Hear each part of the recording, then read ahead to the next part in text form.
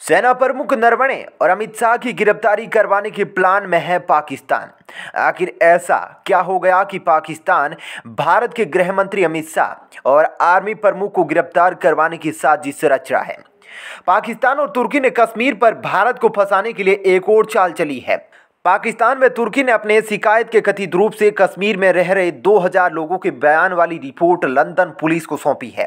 पाकिस्तान व उसका समर्थक तुर्की अपनी हरकतों से बाज नहीं आ रहे हैं।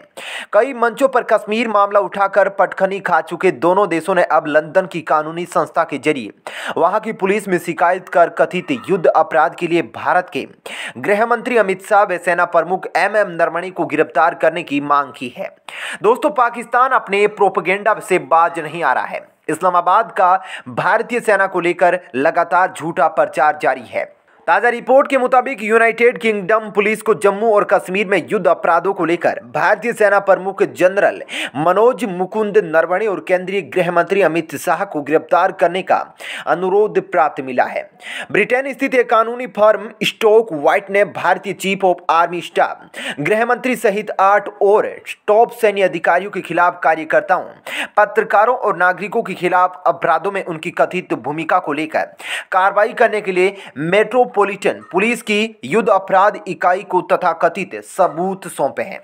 बताया जा रहा है कि कानूनी फर्म की रिपोर्ट 2020 और 2021 के बीच 2000 से अधिक साक्ष्यों पर आधारित है और पुलिस को आवेदन लश्कर-ए-तैयबा से जुड़े पाकिस्तान जिया मुस्तफा द्वारा किया गया है।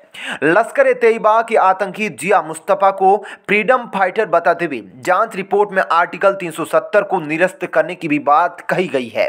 कौन है जिया मुस्तफा? जिया नदी मार्ग नरसंहार का मास्टरमाइंड रहा है। इस नरसंहार में 24 कश्मीरी पंडितों को मार डाला गया था। 2003 में जम्मू और कश्मीर पुलिस ने जिया को गिरफ्तार किया था। तब वह लश्कर-ए-तैयबा का जिला कमांडर था। खलील दीवान द्वारा तैयार की गई रिपोर्ट में दावा किया गया कि एक कश्मीरी को 2 इजरायली खुफिया अधिकारियों द्वारा प्रताड़ित किया गया था। पीड़ित ने SWI यूनिट को बताया है कि पूछताछ करने वाले भारतीय मूल के नहीं थे, वे व्हाइट थे और वे अमेरिकी एक्सटेंस में बात कर रहे थे। वे विदेशी मामलों पर मेरे विचार जानना चाहते थे और कश्मीर संघर्ष में उनकी कोई दिलचस्पी नहीं थी। दोस्तों, आपको बता दें कि 40 पेज के इस रिपोर्ट में T20 क्रिकेट वर्ल्ड कप में भारत पर पाकिस्तान की जीत का समर्थन करने के लिए कश्मीरी छात्रों की गिरफ्तारी का भी जिक्र किया गया है।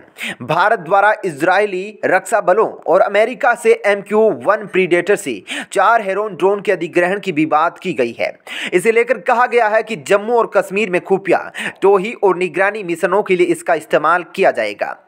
पाक से सीमा पर आतंकवाद पर पूरी तरह से शांत है रिपोर्ट। भारतीय अधिकारी ने कहा कि ब्रिटेन में किसी ने पुलिस शिकायत के बारे में भारतीय उच्चायोग से संपर्क नहीं किया है।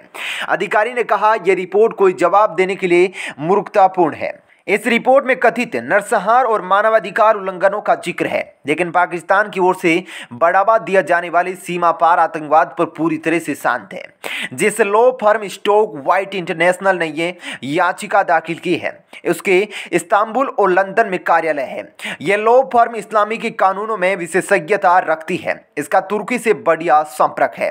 इस लॉ फर्म का दावा है कि उसकी कानून के दायरे में रहते हुए अपनी एक जांच यूनिट है जो जनहित से जुड़े मामलों की जांच करती है।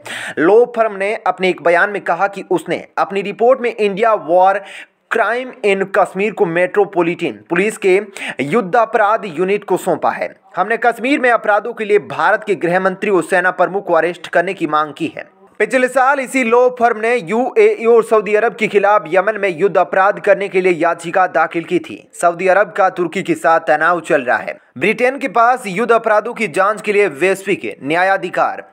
वहीं पाकिस्तान तुर्की के साथ लगातार अपनी दोस्ती को बढ़ा रहा है। एर्दोगन के नेतृत्व में तुर्की इस समय खुद को क्षेत्र में नया खलीफा बनाना चाहता है और इसमें पाकिस्तान की मदद ले रहा है। तुर्की के राष्ट्रपति एर्दोगन बार बार कश्मीर पर पाकिस्तान की ओर से बोल रहे हैं। वहीं भारत भी साइप्रस के मुद्दे पर तुर्की का समर्थन नहीं करता। इस लॉ फर्म ने तुर्की के लोगों के लिए अंकारा समझौता कराया था, जिससे हजारों की तादाद में तुर्की के नागरिक अब ब्रिटेन में रह रहे हैं। ब्रिटेन के पास जिनेवा कानून 1957 के तहत युद्ध अपराधों की जांच के लिए वैश्विक न्यायाधिकार है। इसका तुर्की और पाकिस्तान फायदा उठाना चाहते हैं। उधर भारतीय अधिकारियों का मानना है कि यह पाकिस्तान समर्पित प्रोपेगेंडा है। भारतीय सेना मंत्रियों और वरिष्ठ अधिकारियों के खिलाफ की गई शिकायत को लंदन पुलिस के युद्ध अपराधों की जांच करने वाली यूनिट को भी दिया गया है। लॉ फर्म ने लंदन पुलिस से कश्मीर में कथित भारतीय अपराधों की जांच करने की मांग की है। इस बीच एक भारतीय सूत्र ने कहा है कि यह लॉ फर्म तुर्की के अधिकारियों से जुड़ी हुई और पाकिस्तान की ओर से काम कर रही है।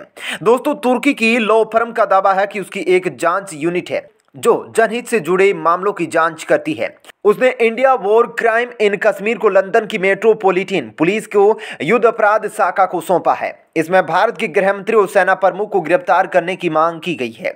उल्लेखनीय है कि ब्रिटेन के पास युद्ध अपराधों की जांच के लिए वैश्विक न्यायाधिकार है। तुर्की के राष्ट्रपति एर्दोगन पाकिस्तान की मदद करते हुए बार बार कश्मीर पर पाकिस्तान की ओर से बोल रहे हैं। आइए अब आपको दूसरी खबर की तरफ ले चलते हैं, जहां भारतीय सेना के प्रमुख जनरल MM नरवणे ने 12 जनवरी को अपनी सालाना प्रेस कॉन्फ्रेंस में पूर्वोत्तर से लेकर चीन संग जारी तनाव तक लगभग हर मुद्दे पर जानकारी दी। इस दौरान उन्होंने सियाचिन पर जो बयान दिया उसकी खूब चर्चा हो रही है। सेना प्रमुख ने एक सवाल के जवाब में कहा कि भारतीय सेना सियाचिन ग्लेशियर की सेना मुक्त करने के खिलाफ नहीं है, लेकिन इसके लिए एक शर्त है। उन्होंने कहा कि हमारी शर्त है कि NJ 9842 के उत्तर में 110 किलोमीटर की वास्तविक सीमा रेखा को स्वीकार किया जाए। उन्होंने कहा पाकिस्तान को स्वीकार करना होगा कि उसकी स्थिति क्या है और हमारी क्या है, और सेना की किसी भी तरह की वापसी से पहले दोनों देशों को उस रेखा पर दस्तखत करने होंगे। इस समय AGPL सालतोरो पहाड़ियों के साथ लगी हुई है। यह सियाचिन के पश्चिम में स्थित है, जहां भारतीय सेना उन ऊंचाई वाले स्थानों पर तैनात है जो सामरिक रूप से महत्वपूर्ण है। सियाचिन को सेना से मुक्त करने के मामले में 13 बार बातचीत हो चुकी है। आखिरी वार्ता 2012 के जून महीने में रावलपिंडी में हुई थी। इस मसले पर जनरल MM नरवणे ने बयान देकर एक बार फिर भारत की स्थिति को स्पष्ट कर दिया।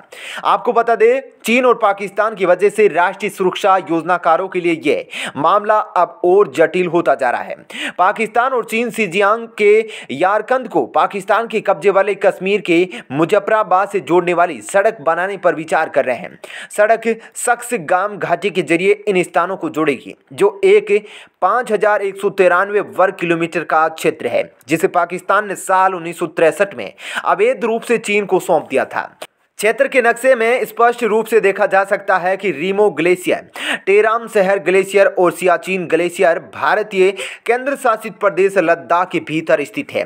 दोस्तों, क्या आपको ये बातें पहले से पता थी? अगर नहीं थी तो इनमें से कौन सी बात आपको सबसे ज़्यादा इंटरेस्टिंग लगी? तो दोस्तों, हमारी इस वीडियो में हमने आपको बहुत सी बातें बताने की कोशिश की है। अगर आपको हमारी जानकारी अच्छी लगी तो प्लीज़ लाइक करें इस वीडियो को, और इसी तरह की जानकारी पाने के लिए सब्सक्राइब कर ले हमारे चैनल को। जितना हो सके वीडियो को शेयर करना भी नहीं भूलिएगा। चलिए दोस्तों, फिलहाल इस वीडियो में हम आपसे इजाजत लेते हैं। फिर मिलेंगे एक और नए इंटरेस्टिंग वीडियो के साथ। धन्यवाद।